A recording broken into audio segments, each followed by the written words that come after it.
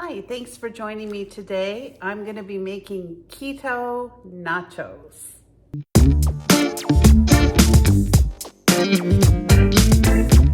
So I'm going to be making keto nachos today. I'm going to be using the zero net carb tortillas.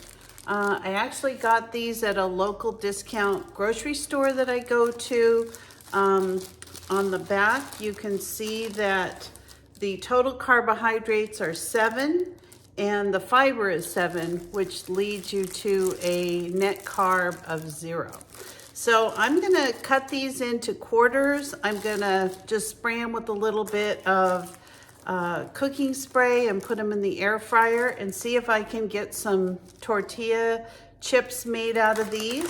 And then I'm gonna compare it with some chips that I just picked up at a local Mexican restaurant. I filled out the survey on the back of a receipt not too long ago, and they gave me some chips and salsa. So I'm gonna be doing a comparison between the two and see how my zero carb tastes. So here I'm taking some ground beef and I'm just gonna be browning it up in some butter. And this is a pound of ground beef, so I'm only going to use a portion of it because on Saturday I'm going to be making some beef enchiladas.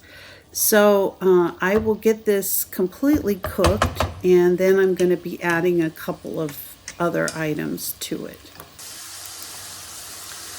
So now that I have the ground beef browned, I'm going to add about a half to a cup of onions, and those are just diced onions. And then I've cut up some, I think that's 1 bell pepper that I added, and I just sliced those up, and about a teaspoon of garlic. So I just have the minced garlic that I purchase in the bottle, but if you have fresh garlic, that's good too, or even garlic powder, just so that you have that really yummy garlicky taste.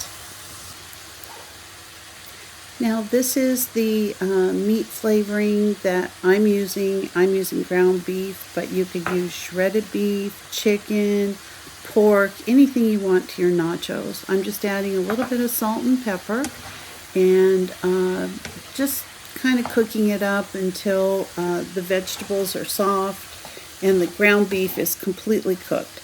Now I did drain off some of the fat from this. I didn't keep it all from the ground beef, so this at this point is just ready to go. I'm just going to set it over to the side and start working on my cheese sauce. Now to start my cheese sauce, I'm actually making a roux with some butter and just a little bit of flour. Now I'm not as, set on the keto as some people might be, but if you wanted to substitute this with cornstarch or a different type of almond flour or something like that, I'm sure it would work. You're really just trying to thicken up your cheese sauce. So as you can see, I'm adding a little bit more butter to this just to make sure that I can get the flour cooked down. And this was plenty. At this point, I had put in about 2 tablespoons of butter and about the same amount of flour. So I'm just going to cook this up for, a couple of minutes. I don't want to brown it. All I really want to do at this point is just get the floury taste cooked out of this so that I can add a little bit of milk and a little bit of cheese. Now, if you stop at the point of adding your milk and thicken it up, this is just a basic white sauce. And although on your nachos you could just grate the cheese and put it right over your nachos and heat them up, I really like the cheese sauce. I'm not a fan of nacho cheese sauce, but this sauce is really good. I use a sharp cheddar cheese and it just comes out delicious. The next step in this process of making the sauce is adding some milk. And this is really to incorporate the flour and the butter and start thickening it up so that you have more of a pourable sauce. Now, you'll see after I add the cheese to it, it's going to be really thick. But keep in mind that when you actually get all of your nachos put together and your meat and your peppers and whatever it is that you decide to put on your nachos, you're going to be putting it under the burner in the oven or what have you.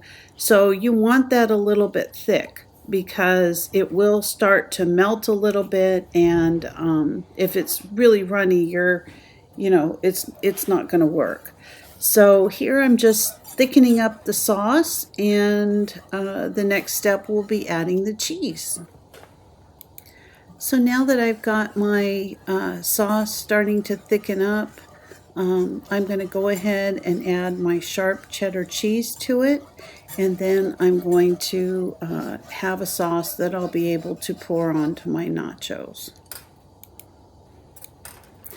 This cheese is a really sharp cheddar cheese, so it's going to give it a very strong flavor, even though some of this is sauce. So I'm going to add the whole bag of cheese. Now, this was frozen cheese that I had grated up. I usually buy a block of cheese and put it into food saver bags. I take the air out of it and just throw it in the freezer. So you can see this is already starting to turn into a delicious cheese sauce, and as soon as all of the cheese is melted, it's really good. It's really flavorful. Now, I like it thick like this. As I said, once you put it over your nachos and you put it into the oven, this will actually melt down a little bit more, but it does keep its texture as a really good sauce. And it is just delicious. Now that I have my cheese sauce and my meat mixture done, I've cut my keto tortilla strips into bite-sized pieces, and I'm just throwing them in the air fryer. So after I put this together, I think because these tortillas were so lightweight that that little paper thing that I put under my food in the air fryer was just moving all over. So I ended up taking that out and just putting the chips in the air fryer as they were. Now at this point, I put some gloves on because I took a jalapeno that I had in the freezer, and I decided to cut it up and put some jalapeno on my nachos. Now, I always take the inside of the jalapeno out. I love the flavor, and even without the seeds and the insides, they still can be a little bit spicy, but they are delicious. They're especially good on nachos. So I decided to slice up a jalapeno and put that on top of my nachos. And as you can see, it's really easy to do. The texture kind of changes when you freeze, jalapenos or peppers or what have you, but in this case, I actually like them. They're, a little bit softer. These are defrosted, but they're still a little bit cold, but they're going to heat up in the oven. Now, as you can see, I'm starting to put all of my items together for the nachos. I've got my restaurant tortilla pieces there on the pan. I've got my meat and peppers that are there, and I've got a couple different kinds of salsa. I've got some cleaned and cut up cilantro.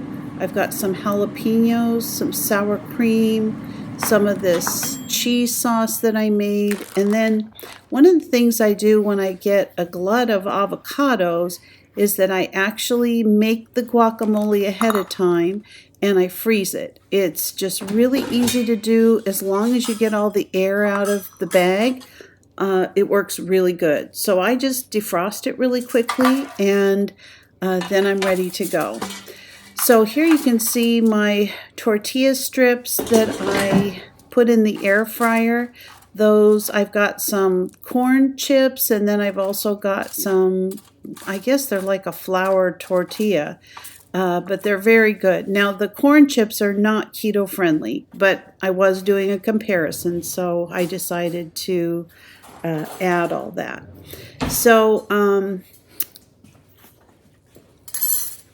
here you can see I'm just straightening out my chips. I'm going to be adding my meat mixture first on top of all of my tortillas, the corn and the flour. And this, as I said, has cooked onions, bell peppers, but you can put any kind of vegetable. If you know, corn might be good in there, whatever you like. These are your nachos.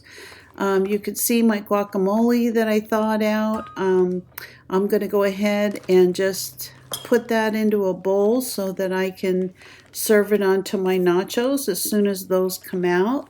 But this is a great way to always have guacamole on hand. Just freeze it into Ziploc bags and it works fantastic. So I'm going to go ahead and put a little bit of my cheese mixture on here. See how thick it is when you start to put it on your nachos? It's really a thick sauce. But when you take this out of the oven, that is going to melt. I have the oven preheating right now to about 375 degrees. So I've got it kind of on a high shelf because I want it to, really warm up that cheese sauce. And then the only other thing I'm going to put on this is going to be the jalapenos at this point and some of my fresco salsa. Now, this was the salsa that I got at the Mexican restaurant. It ended up being kind of a medium hot salsa. I've also got one that I bought from just the regular grocery store, but it's more of a fresh salsa, so I ended up putting that on as well. So as you can see, I love salsa. I love anything related to nachos. They're so good. And what I really like is you just make them signature about whatever you like. Okay, I just took my nachos out of the oven. The last thing I'm going to do is just prepare them with the things that I like. So I'm also, in addition to the cooked onions, I'm going to put a few fresh onions on here. I take my homemade guacamole that I've had frozen, and of course I've defrosted it, and I'm going to put a nice big helping of that on there. I've got some fresh cilantro that I'm going to just put right on the top of this. And cilantro just makes everything better in my opinion. And then I've got some sour cream. I'm going to go ahead and just do a little scoop of sour cream as well. And that is it. That is my nachos. So these are the things that I really love on my nachos. You put exactly what you want on yours, and it's time to do a taste test. Well, yeah, I can't believe it, but I forgot to hit the record button to do the taste test. So just to let you know, the corn tasted just like corn chips. The tortilla strips from the flour were delicious, and the nachos were amazing. Thank you so much for joining me today. I'll see you next time. Bye-bye.